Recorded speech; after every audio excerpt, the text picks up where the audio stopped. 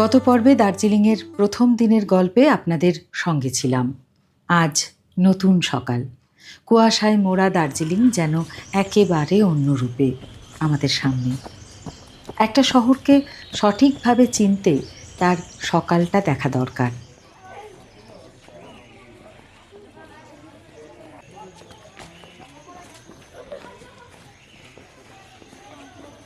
গতকালের কোলাহল পেরিয়ে আজ খুব ভোরে বেরিয়ে পড়েছি।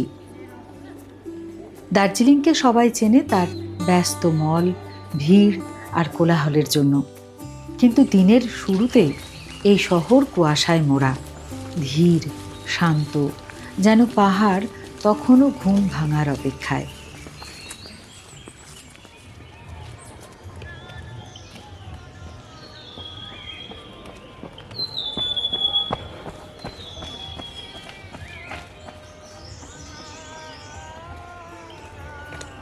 তবে গায়ের কুয়াশার চাদরটি আজ যেন খুলতে নারাজ।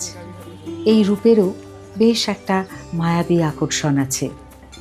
যেটুকু দেখা যাচ্ছে তার চাইতেও ঢের বেশি মণিমাণিক্য যেন লুকিয়ে রাখা না দেখার মধ্যে।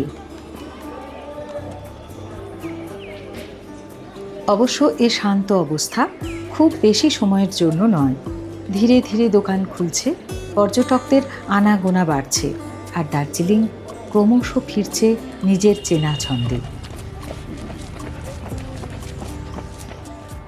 ছোটরা চলেছে স্কুলের পথে।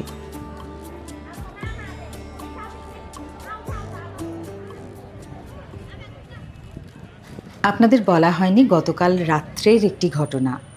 আসলে তো বলা হয়নি বিকেলের পর থেকেই। সন্ধেই আমরা আবার বেরোই, কিছু খেতেও হতো।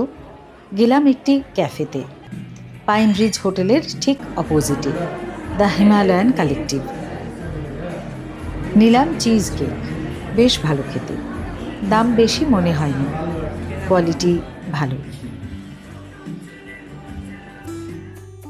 খুব বেশি দিন হয়নি নতুন।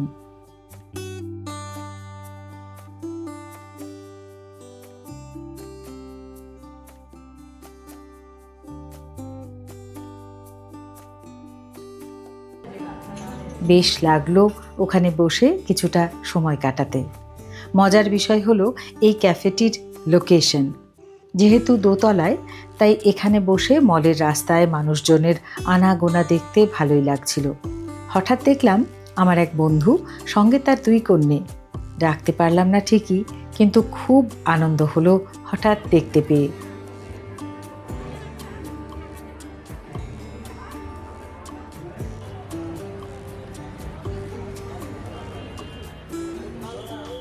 রাত্রে ডিনারের জন্য যাওয়া হয়েছিল আরেকটি রেস্টুরেন্টে, ডেকেভাস। ড্রাগন চিকেন বাও অর্ডার দিয়েছিল মেয়ে। আমি অবশ্য আর খাইনি, ওর খুব একটা ভালো লাগেনি।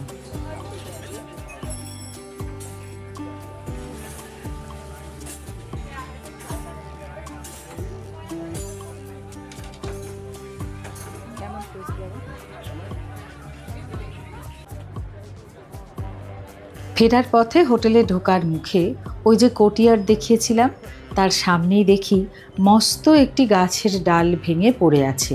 এমনিতেই ফেরার সময় একটু বেশি নিচ থেকে খুব চড়াই পথ ধরে উঠে আসায় হাঁপাচ্ছিলাম।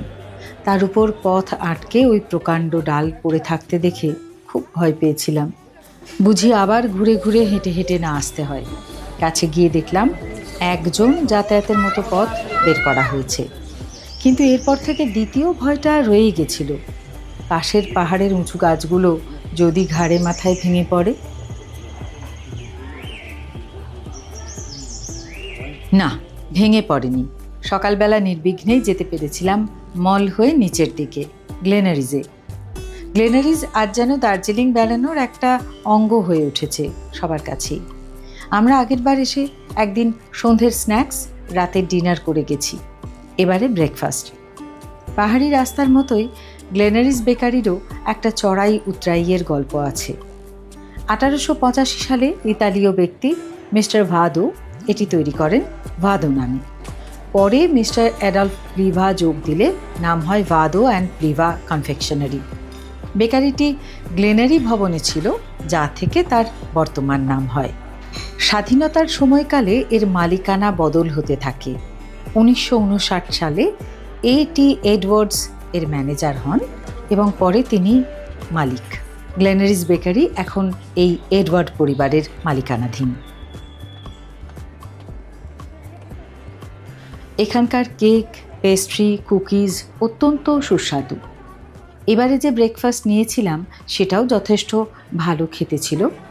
দামের ক্ষেত্রে আমার ব্যক্তিগতভাবে মনে হয়েছে কিছু কিছু ক্ষেত্রে একটু বেশিই দাম। মেনটেন্যান্স ভালো, তাই ভালো লাগে।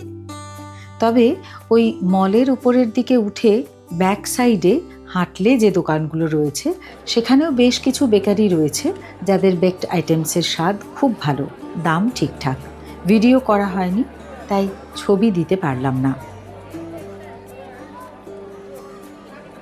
আমাদের এবারের দার্জিলিং বেড়ানোয় ছিল না কোনো তাড়াহুড়ো, ছোটাছুটি, শুধু হেঁটে বেড়ানো, খেয়ে দেখা, বসে বসে মানুষজনের আনাগোনা দেখাই ছিল উপভোগের অঙ্গ।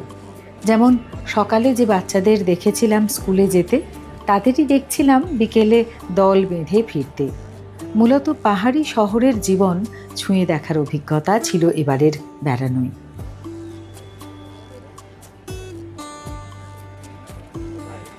আজ এখানেই শেষ করি। পরের ভিডিওয় আসবো অতীতের হাওয়া বদলের সাক্ষী দার্জিলিংয়ের কিছু স্মৃতিচিহ্ন নিয়ে, সঙ্গে আরও কিছু। ভালো থাকবেন।